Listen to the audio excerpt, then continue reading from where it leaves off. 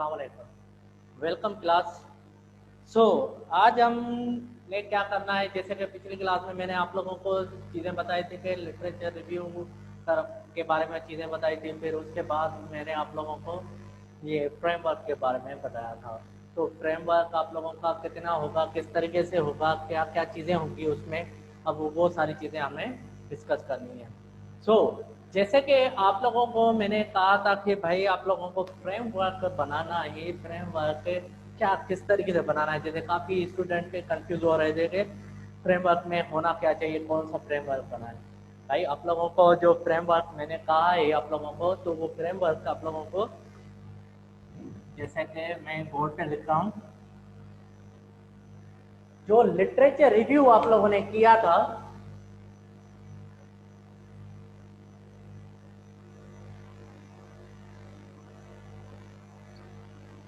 उसी के अंदर ही, लिटरेचर रिव्यू के ही अंदर आप लोगों के बहुत सारे क्या नाम है फ्रेमवर्क, दूसरे रिसर्चर्स ने काम किया होगा। बहुत सारे रिसर्चर्स ने, हर किसी ने अपना अपना मॉडल दिया होगा। फ्रेमवर्क को हम फ्लो चार्ट भी कहते हैं, मॉडल भी कहते हैं, सही है।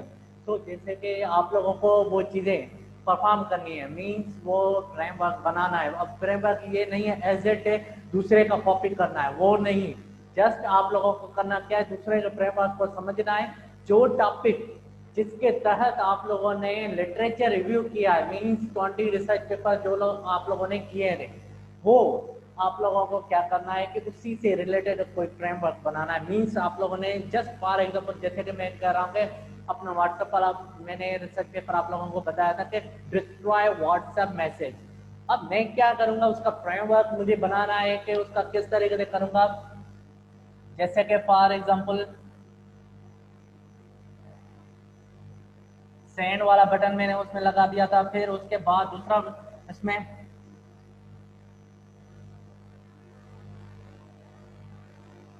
रिसीव, फिर उसके बाद आप लोगों की कौन सी चीजें हैं, यहाँ पे सिंगल टिक आ जाए, देन डिस्ट्रॉय। अगर डिस्ट्रॉय कोई कर रहा है तो सिंगल टिक कर, फिर उसके बाद मैंने यहाँ पे डबल टिक आ जाए, जैसे कि मैं डबल टिक, अगर ब्लू कलर की टिक आ जाती है तो यहाँ पे आप लोगों के डिस्ट्रॉय नहीं होगा, वो रिसीव्ड हो गया। उसके बाद एंडिंग है। अब ये क्या है, मैंने एक सॉफ्टवेयर का मतलब आप लोगों के जो सॉफ्टवेयर मैंने जो चीज़ बनाई थी उसका एक फ्रेमवर्क बनाया मैंने। अब फ्रेमवर्क के अंदर पहले क्या होगा, फिर उसके बाद क्या होगा, फिर उसके बाद कौन सा फंक्शन इसके अंदर परफॉर्म होगा, वो सारी चीज़ें मैंने यहाँ पे बताई थी। फिर इसको ब्रीफ करना है आप लोगों को, अपनी टेक्स्ट में बताना है, जहाँ आप लोगों को अपनी अपनी चीज़ों अपने अपने मतलब लैंग्वेज में वो सारी चीज़ें डिस्क्राइब करनी है कि इस फ्रेमवर्क में क्या क्या हो रहा है, किस तरीके से हो रहा है। ये तो आप लोगों के फ्रेमवर्क के हवाले से। अब दूसरी ये चीज़ हो रही है, अब स्टार्ट हो गई, जैसे कि मैंने यहाँ पे आप लोगों की, हाँ, स्क्रीन पे आप लोग देख रहे हो तो इसमें एक चीज़ आ रही है कि hypothesis and test, hypothesis testing and characteristics. ये क्या है, किस तरीके से है, अब आज का टॉपिक तो ये है। इसके फर्दर सब टॉपिक्स कौन से, what is hypothesis, variables, type of variables, formulating hypothesis, working with hypothesis, theory, testing and hypothesis, ये टॉपिक्स हैं। आज हम इसको डिस्कस करेंगे। अब इनमें कौन कौन सी चीज़ें आप लोगों की परफॉर्म हो रही, किस तरीके से हो रही हैं, क्या क्या इसमें होगा, फ्रेमवर्क के बारे में कुछ चीज़ें डिस्कस हो गई। उसके बाद आप लोगों की चीज़ें आ रही है कि मेथडोलॉजी। अब जैसे कि इसमें हाइपोथेसिस के बारे में आ रहा है तो ये आप लोगों के लेक्चर जो टेस्टिंग में आएगा, मगर हमारे करिकुलम के हिसाब से हमारा जो ये हाइपोथेसिस के बारे में चीज़ें बतानी थी वो आज के लेक्चर में ही है। तो मेथडोलॉजी में पहले से ही आप लोगों को बता देता हूँ कि मेथडोलॉजी में आप लोग करोगे क्या, किस तरीके से आप लोग अपनी मेथडोलॉजी बनाओगे। जैसे कि फॉर एग्जाम्पल आप लोगों के यहाँ पे मैं लिखता हूँ कोई चीज़, जैसे कि आप लोगों की चीज़ें परफॉर्म हो रही हैं। इसमें आ रहा है कि मेथडोलॉजी,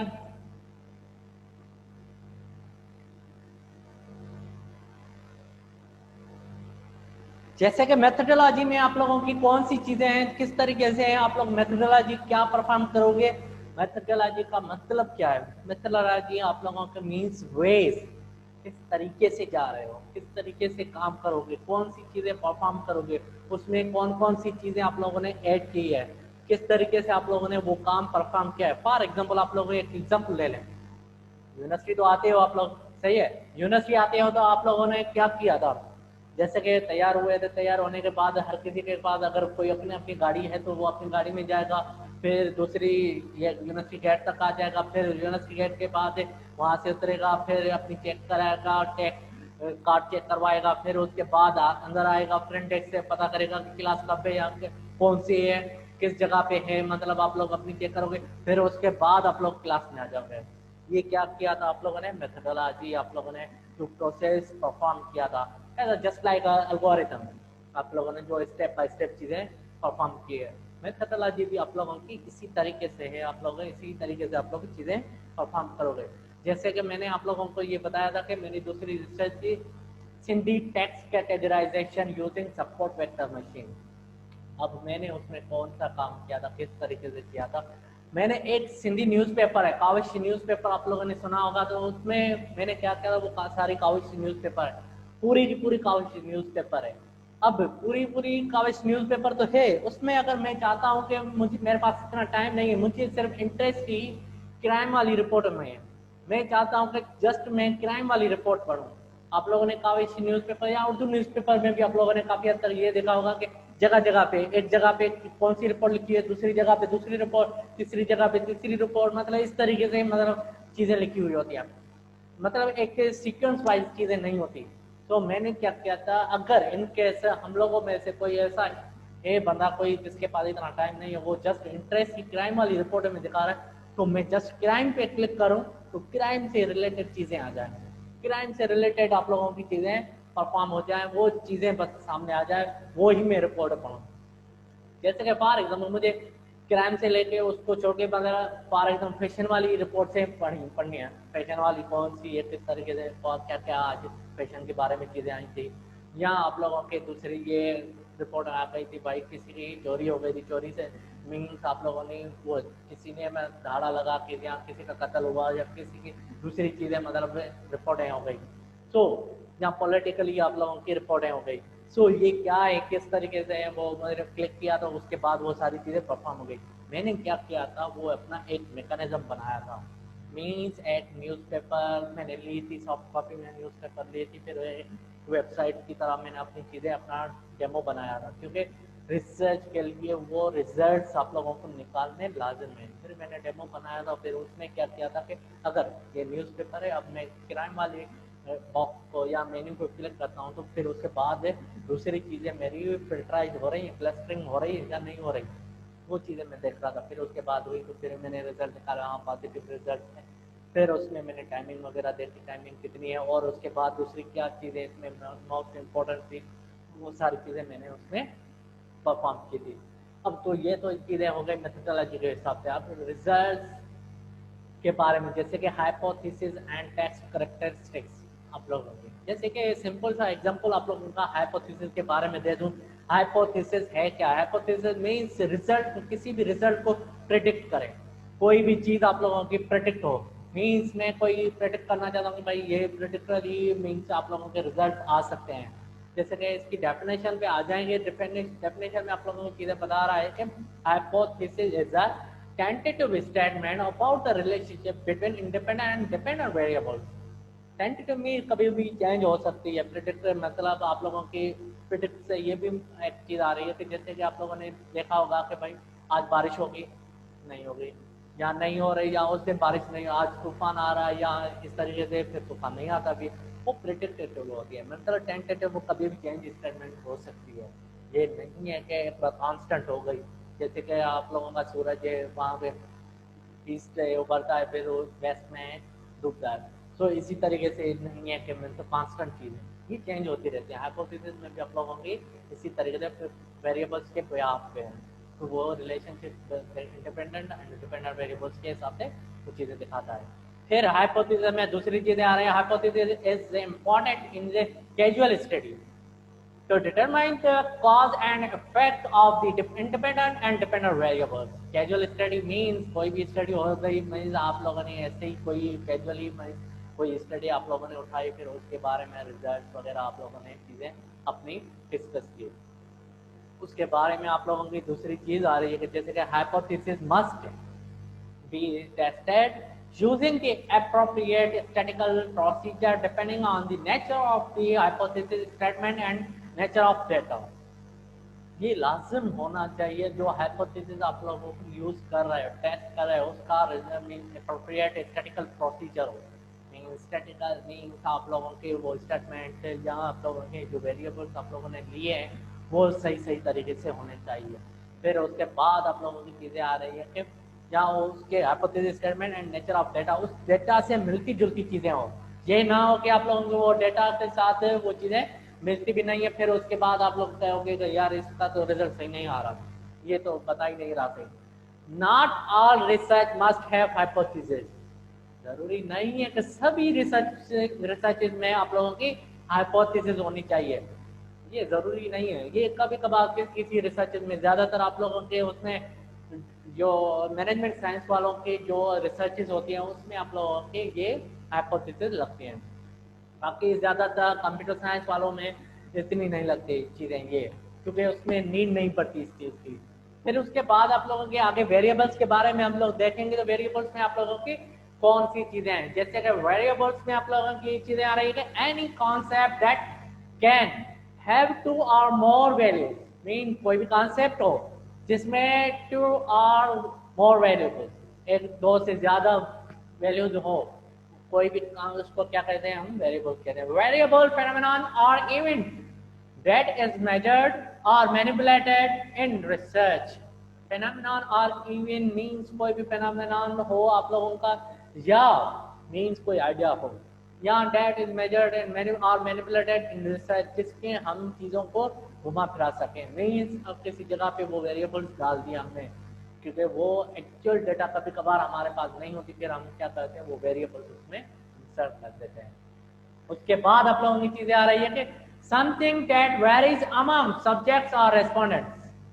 जो भी चीज़ें होती हैं कि कभी कभार आप लोगों की चीज़ें आ रही है उसी सब्जेक्ट्स के हिसाब से, जहाँ रेस्पोंडेंट जो भी होते हैं जो उस चीज़ के लिए, जैसे कि सर्वे बेस्ड आप लोग रिसर्च कर रहे हो, उसी के बिहाफ पे कभी कभार चीज़ें होती हैं। कभी कभार आप लोगों को समथिंग वेरियस अमाउंट मीन जो आप लोग वेरियस सब्जेक्ट वगैरह उसमें यूज करते हो। फॉर एग्जांपल जैसे कि examples of variable gender, level of education, ethnic group, monthly income, weekly exposure to mass media, faith, trust, belief, emotions, drug abuse, social problems, happiness, life achievement, stress and so on।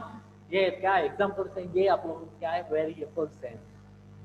ज़्यादातर ये चीज़ें आप लोगों की चीज़ें किसमें सर्वे base में हम लोग यूज़ करते हैं। Something that can be measured and B meaningful, ये सारी की सारी चीज़ें आप लोग ये मेजर करते हैं हम लोग, और उसी में से कोई मकसद निकालते हैं कि वाकई ये चीज़ है या नहीं है। जैसे कि फॉर एग्जांपल हमारी इल्मा यूनिवर्सिटी है, इल्मा यूनिवर्सिटी के सर्वे बेस कर दिया जाए कि भाई हमारी स्टडी लेवल या दूसरी यूनिवर्सिटीज़ के स्टडी लेवल तो 3-4 हमने रैंडमली यूनिवर्सिटीज उठा ली, फिर उसी में से हम लोग सर्वे क्या करेंगे, टीचर से भी सर्वे करेंगे, एडमिनिस्ट्रेटर से भी सर्वे करेंगे, फिर स्टूडेंट से भी हम लोग सर्वे करेंगे, और फिर ज़रूरत पड़े तो हम लोग मार्केट से भी सर्वे करेंगे। तो वाकई इस चीज़ का आप लोगों के आप लोगों के ध्यान से क्या है चीज़ें क्या हो सकती हैं।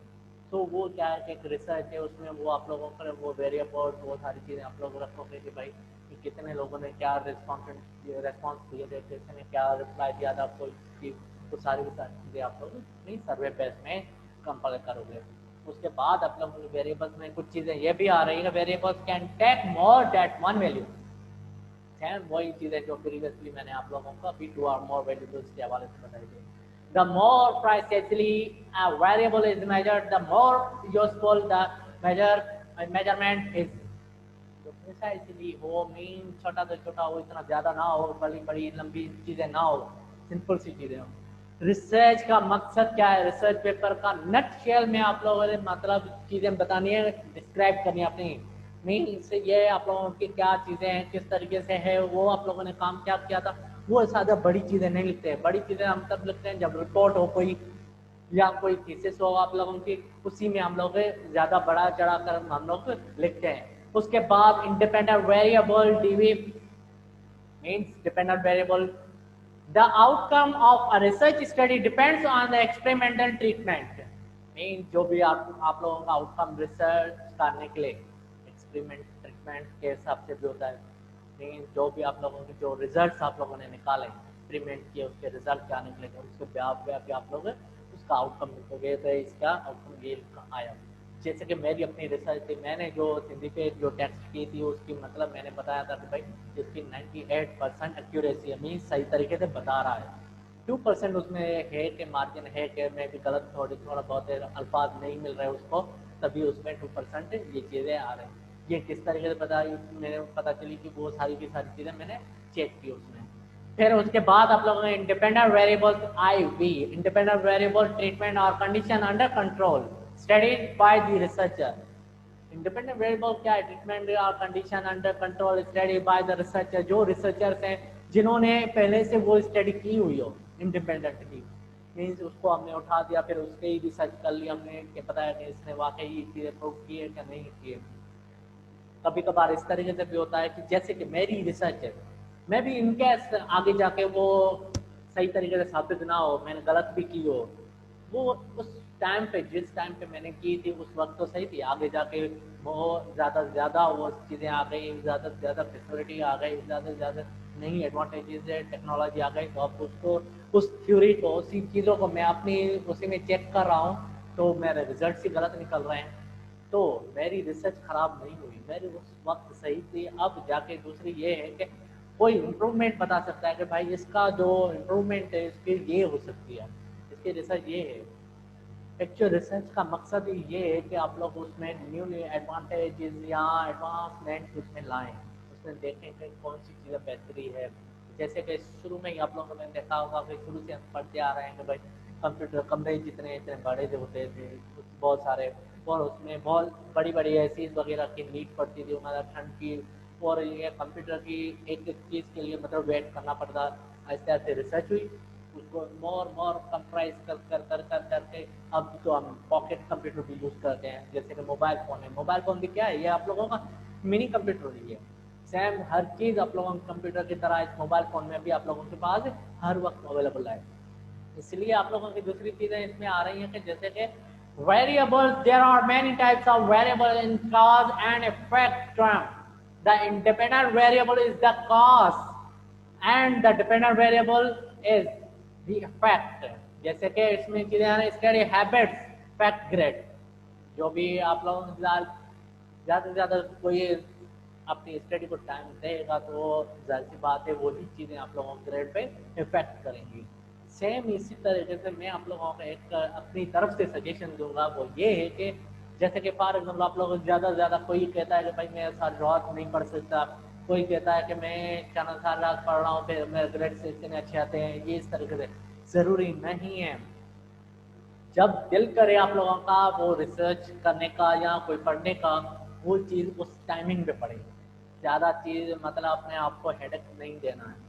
मीन्स दिन में एक चीज़ ये ध्यान में रख लें कि आप लोगों को 1 घंटा या 2 घंटे सिर्फ पढ़ना है सारे दिन में। वो कोई भी टाइम आप लोग अपना सिलेक्टिव रख लो, उसमें थोड़ी थोड़ी आदत अपने आप में वो डाल दें। जैसे कि वो आप आदत डाल देंगे ऑटोमेटिकली वो चीज़ें आप लोगों के ध्यान में भी आ जाएगी, आदत बन जाएगी। फिर आप लोग 2 घंटे की जगह 3 घंटे भी कर दो, 4 घंटे भी कर दो, इस तरीके से आप लोगों की स्टडी सही तरीके से बेहतर हो सकती है। जैसे कि रिसर्च करना चाहते हो, frequent traffic jam causes stress, ज़्यादा से ज़्यादा ट्रैफिक जाम होती है वो स्ट्रेस आ जाता है। जैसे कि जहन में चीज़ें फिरती है। जैसे कि फॉर एग्जाम्पल हमारी यहाँ से इवनिंग में छुट्टी होती है, जैसे कि आप लोगों ने देखा होगा कि 5 बजे या 6 बजे बहुत सारा रश हो जाता है, बहुत सारी चीज़ें, बहुत सारे लोग एक ही साथ निकलते हैं। अब वो ट्रैफिक जाम हो जाते हैं तो वो क्या है, वो स्ट्रेस हो जाता है, मतलब गुस्सा, वो सारी चीज़ें, वो थकावट, वो चीज़ें। रास्ता हमें नहीं मारता, हमें वो ट्रैफिक वो जाम करती है।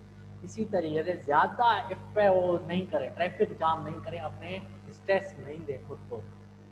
कोई भी चीज़ आप लोगों को पढ़नी है या किसी तरीके से काम परफॉर्म करना है या करना है तो वो आप लोगों को फ्रिक्वेंटली उसमें आप लोग एक एक चीज़ लेकर मतलब उसको पढ़ते जाएं। मीन्स आप लोगों के जो यूनिवर्सिटी में आप लोग पढ़ते हो तो वो क्या चीज़ें हैं आप लोगों की, जस्ट आप लोगों के ग्रेड्स, आप लोगों की इन चीज़ों को बेहतर करने के लिए। मगर जो आप लोगों का कैरियर है वो एक सब्जेक्ट को ले लें, किसी एक सब्जेक्ट को लेकर फिर उसको आप लोग ज़्यादा से ज़्यादा अपने यूज़ करें या उसके बारे में पढ़ें। Watching TV leads to broader general knowledge. TV भी देखना लाजम है, मगर उसमें आप लोगों को जनरल नॉलेज आप लोगों को होनी चाहिए। जैसे कि आप लोगों न्यूज़ है, जैसे कि हम लोग ज़्यादातर ये चीज़ें नहीं पढ़ते कि न्यूज़ के बारे में या आजकल क्या चल रहा है पाकिस्तान में, किस तरीके से क्या हुआ था। तो न्यूज़ देखना भी ज़रूरी है। वो दूसरी न्यूज़ से या कोई आप लोगों ने चीज़ें ऐसे परफॉर्म कर ली जैसे मूवीज़ वगैरह देख ली, वो भी देखनी चाहिए। ज़रूरी नहीं है कि सारा दिन बंदा पड़े। So in casual relationship between two variables, the cause must exceed the effect in time. Casual relationship means जो कोई अचानक वाला चीज़ें हो गई वो आप लोगों की जैसे आप लोगों के इफेक्ट टाइम को करेंगी चीज़ें। इस वक्त तो आप लोगों को अपनी चीज़ें परफॉर्म या अपने टाइम की कदर नहीं होगी। आगे जाके आप लोगों को अपने चीज़ों के बारे में पता चलेगा कि कोई गाइड करने वाला नहीं था। The two variables must be empirically correlated with one another. एक दूसरे के साथ अपने जो दोनों वेरिएबल्स हैं अपने साथ एक साथ मतलब कोरिलेटेड है, मीन्स अपने साथ एक साथ ही हैं। एक वेरिएबल होगा तो दूसरा उससे डिपेंडेंट भी होगा। इसी तरीके से आप लोगों की कुछ टाइप्स हैं जो आप लोगों के वेरिएबल्स के कौन कौन से टाइप्स आप लोगों के हो सकते हैं। जैसे कि डिपेंडेंट वेरिएबल्स क्या है, इफेक्ट करते हैं कोई किसी चीज़ पे। मीन्स आप लोगों ने किस पे डिपेंडेंट है। मीन्स मेरे ब्याह पे मीन्स मैं ले रहा हूँ कि मेरा नाम अवैस है, तो फिर मैं क्या करता हूँ मेरे ब्याह पे मैं एक वेरिएबल ले लिया। वो क्या है, वेरिएबल डिपेंडेंट मुझ पे ही है। जो मैं काम करूँगा, जो चीज़ें परफॉर्म करूँगा वो उसी ए को मिलेंगी, इफेक्ट करेंगे वगैरह। इंडिपेंडेंट वेरिएबल काज, कोई चीज़ मीन्स किसी ने परफॉर्म की है तो उसको काज कैजुअल काज बनाएंगे हम लोग के वाकई है कि नहीं है। Interviewing variables something as presents, mean interview लेंगे हम किसी से भी, वेरिएबल्स हम लोग अपने बना रहे हैं इंटरव्यूज के लिए, वो समथिंग एज प्रेजेंट जो किसी जगह पे प्रेजेंट हो। एंटीसीडेंट वेरिएबल्स आप लोगों के पीरियड इन टाइम से पहले वो चीज़ें आप लोगों के आए। उसके बाद सुप्रेसर वेरिएबल। सुप्रेसर वेरिएबल में आप लोगों को क्या है, causal relationship of two other variables. Causal relation means एक दूसरे के साथ, मीन्स आप लोगों के टू वेरिएबल्स रिलेशनशिप होना चाहिए। Discrete variable take whole number only, जो भी आप लोगों के नंबर्स हैं वो ज़्यादा से ज़्यादा सब के सब बोल दें। फिर उसके बाद आ रहे continuous variable take all numbers even decimal point, जो भी है कंटिन्यूस वेरिएबल सभी नंबर्स को लेगा, और जो भी है आप लोगों की इवन पॉइंटिंग वैल्यू भी होगा उसको भी काउंटेबल करेगा। क्योंकि रिसर्च में आप लोगों के पॉइंट वाला वेरिएबल भी आप लोगों का वो पॉइंट वाला वो फिगर भी है ना, वो भी इम्पोर्टेंट है। जैसे कि टाइप्स ऑफ वेरिएबल हमें आप लोगों की चीज़ें आ रही हैं। Distorted variable cause an apparent reversal in the relationship between two other variables. आप लोगों की किस तरीके से cause an apparent reversal in the relationship between two other variables, जो हर किसी अपने दोनों में distorted variables में आप लोगों के relationship होना चाहिए। फिर उसके बाद control variable has the potential influence on DV.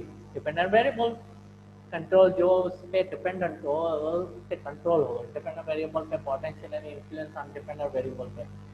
एक्सट्रानियस variables has an unpredicted impact on DV. Moderator variable related to IV and or DV and hiding the true relationship IV between IV and DV, दोनों के दरमियान बहुत सारी चीज़ें आप लोगों के perform हो। मॉडरेटर जैसे कि आप लोग किसी चीज़ के लिए हम लोग बनाते हैं, एक एडमिन होता है, फिर मॉडरेटर वो चीज़ों को संभालता है। ये सारे राइट्स उसके पास नहीं होते, मगर थोड़े से इतने होते हैं जो मेन इंपॉर्टेंट राइट्स होते हैं जिसके वजह से वो चीज़ें चले, वो हम मॉडरेटर को दे देते हैं। सेम इसी तरीके से टाइप्स ऑफ वेरिएबल्स में आप लोगों की दूसरी चीज़ें ये आ रही है। Dependent variable is sensitive to change in IV. ICDE independent variable as call and dependent variables as effect. Usually, researcher identified few IVs and one DV is in an in our research. The IVs and DVs must be operationalized or measured in order to get data. अच्छी बात है, जो भी आप हम लोग major करें अपनी और डेटा को चीज़ें जो हमने यूज़ किया है, जो यूजली हम लोग का यूज़ करें डिपेंडेंट हो या इंडिपेंडेंट वेरिएबल्स आप लोगों के यूज़ हो, ऑपरेशनलाइज हो. Formulating hypothesis. फॉर्मुलेटिंग मीन्स उन चीज़ों को हम किस तरीके से बनाएंगे. If then statement objective extension of the original question, then ये होना चाहिए, जाओ कोई और चीज़ होनी चाहिए.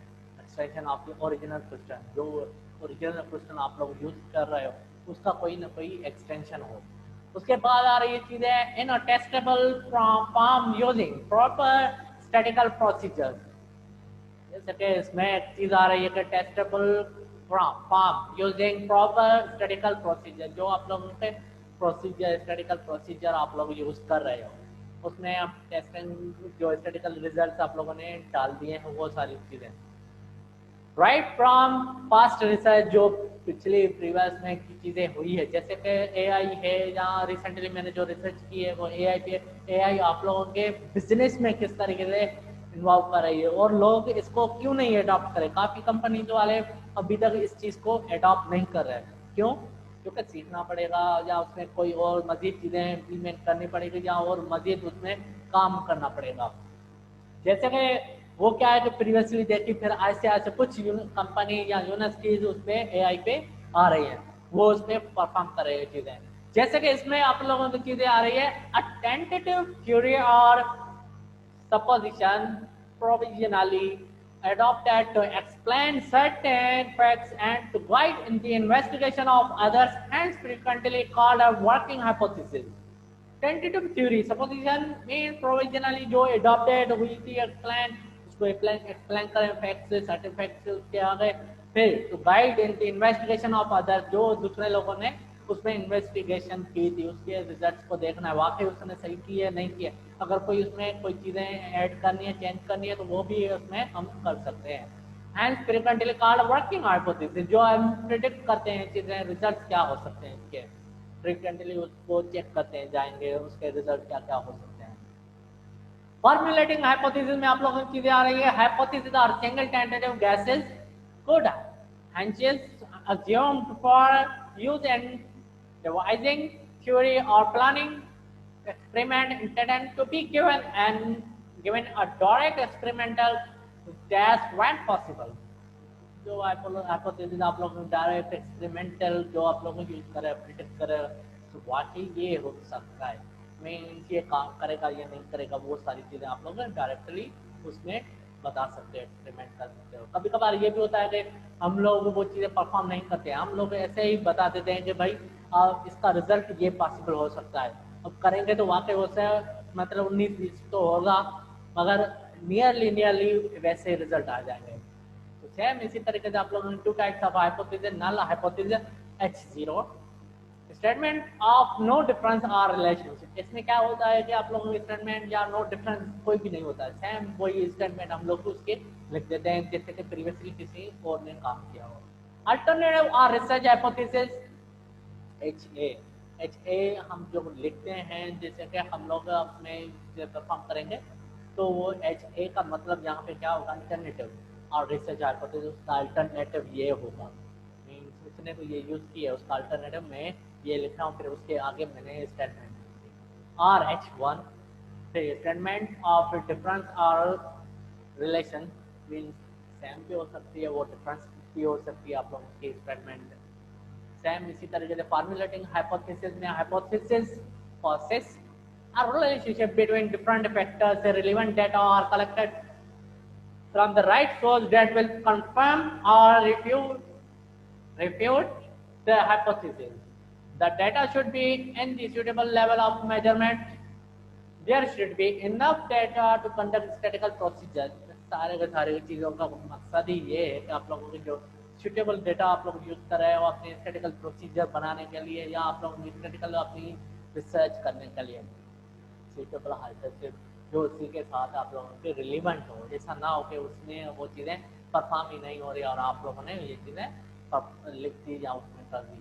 ठीक है। उसके बाद आप लोगों की चीजें आ रही है कि इसमें working with the hypothesis, hypothesis के साथ काम किस तरीके से किया जाए। The outcome of the statistical test is we reject और fail to reject the null hypothesis. कभी कभार नल हाइपोथेसिस को हम रिजेक्ट कर देते हैं कि ये सही नहीं है, छोड़ दो इसको, तो वो तो हम सेम ही रख पाए ना। If the hypothesis is confirmed or in line with that what is expected, can do further research। Hypothesis की मदद से हमें पता चलता है कि वो रिसर्च हमारे इन लाइन है या नहीं है, वो रिसर्च में हम लोग क्या चीजें परफॉर्म कर सकते हैं। If the hypothesis is refuted, try to understand what other factors might be important and offer plausible explanation। Means आप लोगों के try to understand what other factors, जो दूसरे factors उसमें impact कर रहे हैं या उसमें यूज हो रहे हैं, तो क्या है उसकी explanation हम hypothesis के हिसाब से हम लोग बताएंगे। क्योंकि छोटी सी स्टैंड में लिखते हैं hypothesis के H1 या H2, फिर उसके बारे में हम उसकी डिस्क्रिप्शन लिखते हैं कि इसमें क्या हो रहा है, किस तरीके से परफॉर्मेंस हो रही है। Any outcome of the hypothesis testing in an outcome of the research explored further। कोई भी research outcome of the hypothesis testing and outcome of the research, जो भी रिसर्च का आउटकम लिखेगा फर्दर एक्सप्लोर करने के लिए। फिर उसके बाद आप लोग थ्योरी में आप लोगों को मैं पहले भी बताई थी थ्योरी क्या है चीजें में। Theory is an important part of research, research का बहुत इंपॉर्टेंट पार्ट है। क्योंकि जब तक आप लोग थ्योरी सही तरीके से एक्सप्लेन नहीं होगी, क्योंकि आप लोग जब अपनी स्टोरी बता दो, स्टोरी आप लोग अगर बता दो किसी को तो वो इंटरेस्टिंग नहीं होगी, तब तक वो अगला बंदा आप लोगों को इम्पोर्टेंस नहीं देगा।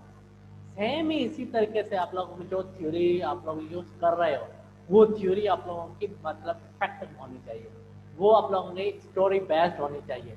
Observe model based on observation, जो ऑब्जर्वेशन आप लोग कर रहे हैं, experimentation and reasoning, especially one that has been tested and confirmed as a general principle helping to explain and predict natural phenomena.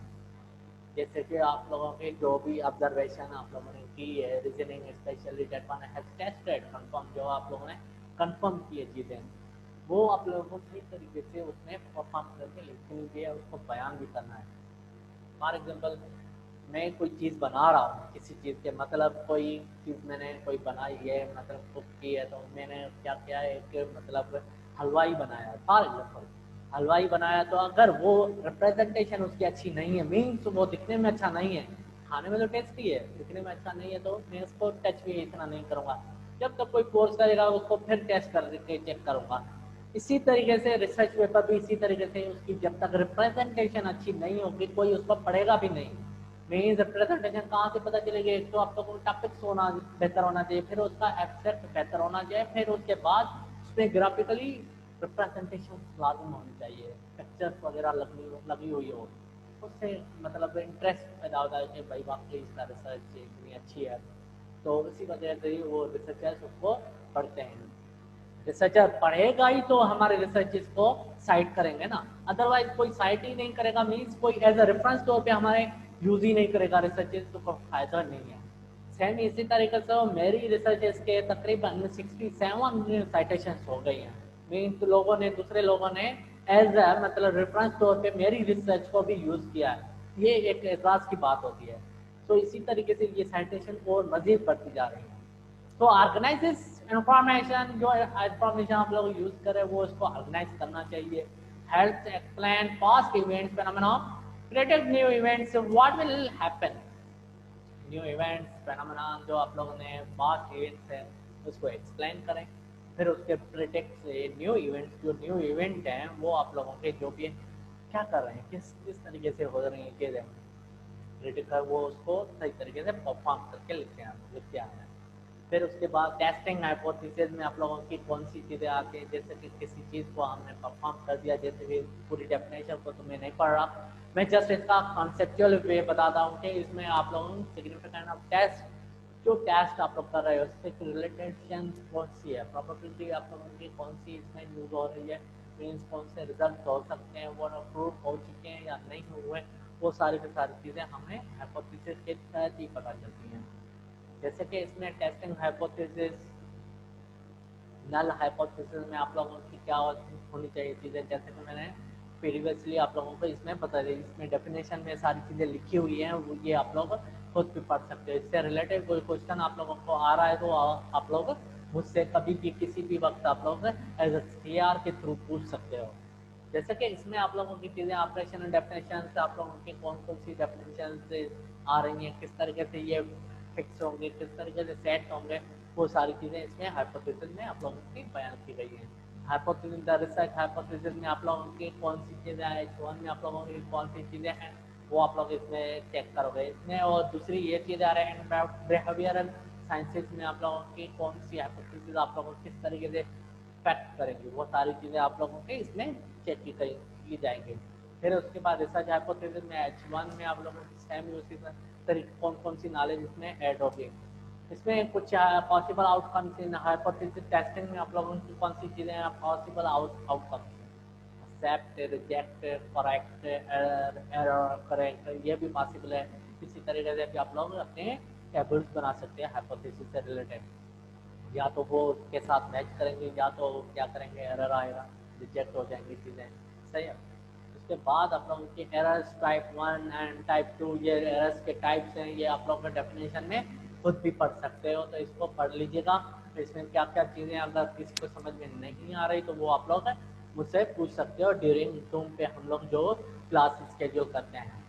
उसके बाद पॉसिबल आउटकम्स इन आप लोगों के हाइपोथेसिस टेस्टिंग में कौन से हैं, एक्चुअलिटी आप लोगों के क्या है, उसमें आप लोग correct decision type error 2, type error 1, आप लोगों के जो करेक्ट डिसीजन आप लोगों के जो आ रहे हैं इसमें, ये आप लोग अपनी तरफ से आप ये चीज़ें इसमें सेट करते हैं, तो इसमें ये चीज़ें आ जाती हैं। तो इससे रिलेटेड किसी को कोई क्वेश्चन है तो आप लोग मुझे जूम पे पूछ सकते हो। अगर वीडियो देखने के बाद में क्वेश्चन कोई अराइज हो रहा है तो वो CR के थ्रू आप लोग मुझे सेंड कर देना, मैं वॉइस नोट आप लोगों को सेंड कर दूंगा कि वो आप लोग देख लीजिएगा उसको। तो ये था आप लोगों का लेक्चर था, लेक्चर नंबर 6 था, जिसमें आप लोग रिसर्च मेथोडोलॉजी के हाइपोथेसिस एंड टेस्टिंग के बारे में पढ़ रहे थे। तो अब बात आ रही है कि आप लोगों की असाइनमेंट के बारे में।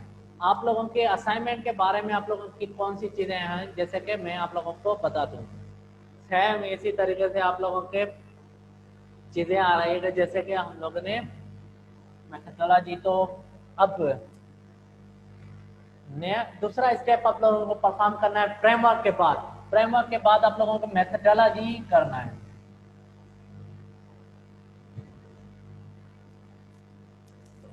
मेथोडोलॉजी आप लोगों ने कौन सी यूज करनी है, किस तरीके से, फॉर एग्जाम्पल जो लिटरेचर रिव्यू आप लोगों ने किया है वो सर्वे बेस्ड है या नहीं है, वो किस तरीके से आप लोगों की चीजें परफॉर्म हो रही है लिटरेचर रिव्यू में। फिर उसके बाद आप लोग अपनी मेथोडोलॉजी लिखोगे। मेथोडोलॉजी लिखोगे क्या, किस तरीके से, मेरे रिसर्च पेपर गूगल स्कॉलर पे, रिसर्च गेट पे आप लोग देखोगे, फिर उसमें देखो किस तरीके से मैंने मेथोडोलॉजी यूज की है, कौन सी चीजें परफॉर्म कर रहा था, फिर किस तरीके से रिजल्ट मुझे मिल रहे थे, वैसी चीज़ें आप लोगों को परफॉर्म करनी है। जैसे कि फॉर एग्जांपल आप लोगों ने कहा कि भाई मेथोडोलॉजी मैंने रिसर्च लिटरेचर रिव्यू तो कर लिया है, फिर उसके बाद मैं उसमें कौन सी चीज़ें परफॉर्म करना चाहूँगा। फॉर एग्जांपल मैंने कोई एक सॉफ्टवेयर के बारे में बताया है, अब उस सॉफ्टवेयर की दूसरे रिसर्चर्स ने कौन सा काम किया है वो काम चेक करूँगा, काम की मतलब स्टैटिस्टिकली वो सारी चीज़ें चेक करूँगा। फिर उसमें कौन सी चीज़ें आ रही है कि आप लोगों की, जैसे कि मेथोडोलॉजी में आप लोगों ने स्टेप्स बताने हैं, किस स्टेप में क्या कर रहे हैं, किस स्टेप में क्या कर रहे हैं। है अगर कोई फिगर रखनी है या कोई ऐसी स्क्रीन रखनी है तो वो स्क्रीन की आप लोग वहाँ पे रखोगे कि किस तरीके से है, कौन सी चीज़ें आप लोगों ने परफॉर्म की है। फॉर एग्जाम्पल मैं चाहता हूँ कि मेरा दूसरा मैसेज वाला था तो मैंने क्या किया था, उसमें अपनी स्क्रीन भी बनाई थी। मुझे व्हाट्सएप पे तो ऑथेंटिकेशन नहीं है, मैंने एक डेमो बनाया था जिसमें वो मैसेज आ रहा था, मैसेज किस तरीके से डिलीट हो रहा था, वो मैंने स्क्रीन भी उसकी लगाई थी, मतलब अपने वो स्क्रीनशॉट भी लगाया था। फिर वो सॉफ्टवेयर मेरा इस तरीके से वर्क करा, इस तरीके से होगा। वो आप लोगों को अपनी मेथोडोलॉजी में बताओगे कि क्या आगे किस तरीके से चीज़ें आ रही हैं, वो किस तरीके से इफेक्ट कर रही हैं, फिर उसकी मेथोडोलॉजी आप लोग लिखते जाओगे। तो आप लोगों की ये असाइनमेंट है, मेथोडोलॉजी आप लोगों की 1 पेज या 2 पेजेस तक आप लोगों की मेथोडोलॉजी चली जाएगी। तो मेथोडोलॉजी आप लोग लिखोगे, उसमें इसके स्टेप्स लिखोगे किस तरीके से आप लोग परफॉर्मेंस कर रहे हो। ये आप लोगों की असाइनमेंट थी और आप लोगों का ये टॉपिक हाइपोथेसिस एंड टेस्टिंग हो गया। तो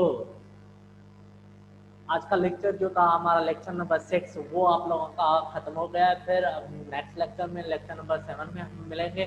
सही है, तब तक के लिए अल्लाह हाफिज़।